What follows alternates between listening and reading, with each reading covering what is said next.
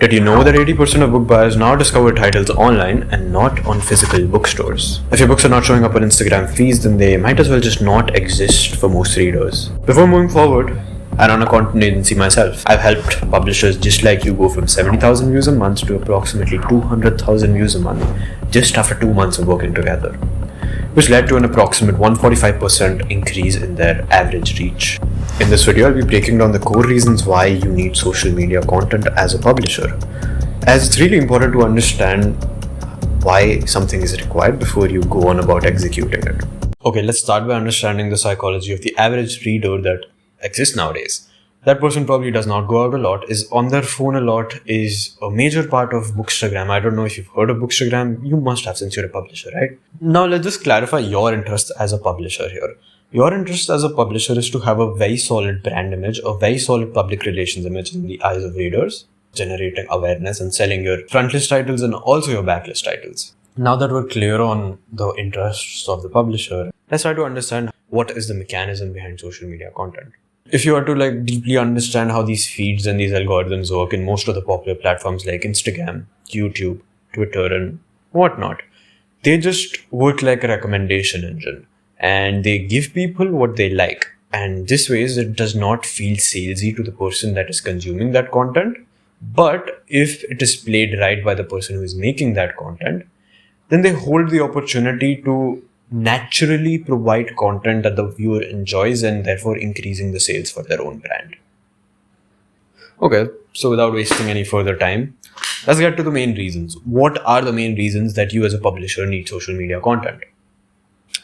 The first reason is that stagnation will lead to slow death of your company. Now, why is that?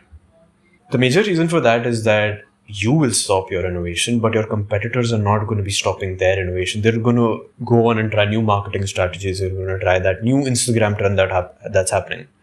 But since you're not trying that, you're being left behind while others are moving at a faster pace than you are.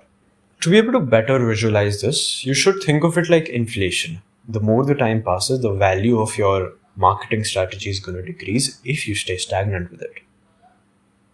Now, due to this, because of having an improper marketing strategy or a lack of a marketing strategy, you're giving leverage to your competitors, which puts them at a higher pedestal or a position of authority than you, because you don't make content and, if you're just not part of the competition. While they are the part of the competition, people are viewing their content while you're just invisible. Now, for you as a company, I don't have to deeply describe the exact results of this sort of invisibility. They're very simple on paper. They're going to lead to unsold books. You're going to probably end up in a lot of losses as well.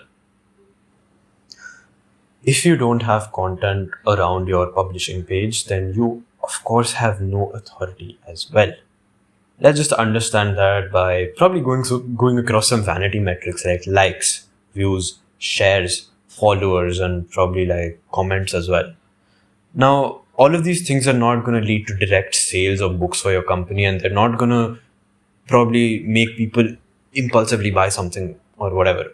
But what they do is that let's just understand this with the help of an example, that there's a publisher with about approximately 500 followers, and there's a publisher with probably 500,000 followers. Which would you more respect? Which would you be more likely to buy from? Probably the 500,000 follower one, because you would feel that, okay, they're established. Okay, let's understand point number 3. How content or more content, or as we had understood in the last point, how authority will lead to more sales. Repetition leads to higher awareness. Now, what does that exactly mean? The more content that is there across your socials on multiple platforms, the more times there is a likelihood that a certain person is going to come across that content. And when there is higher awareness, there's always a higher likelihood of a purchase happening. Second point is that higher quality of content leads to a higher perceived value of your books. Now, why does that exactly happen? When a person probably views your content or probably a teaser that they viewed online and they see that, oh, this is really high quality, then they also have a perceived value that the book is going to be of higher quality as well. Now, this very specific thing, let's just understand this with the help of an example. Let's follow the journey of person A. They viewed a book trailer on your Instagram. They really liked it. They saw that, okay, they've put a lot of production into this and this is just for their Instagram. Then they followed you and they checked out a lot of other posts like author-led content and a wide variety of other content which they also apparently liked, right? Now just understand that this person A is also going to go to some sort of bookstore in the future. They're not going to go every day, but they're going to go. And you've already made a spot inside of their brain. And when they visit that bookstore and they come across a book that they've probably seen on your social media, they're going to make that connection and they'll suddenly remember that, okay, I really liked this book trailer that I'd watched on social media. This is going to give them that opportunity to try. It's going to give them that sort of experimentation that maybe I should try something with this publisher. And then that person is going to like that book and they're going to look for more books by the same publisher. That's how this entire thing works. This is going to give you leverage in front of your competitors who are not making content. And it's going to position you of stronger authority as a more established figure in your industry. And therefore, more sales. This was just episode 1 of me giving you the why behind why you need social media content. In the future episodes of this series, you'll understand exactly how you can do this as well. Thank you so much for watching.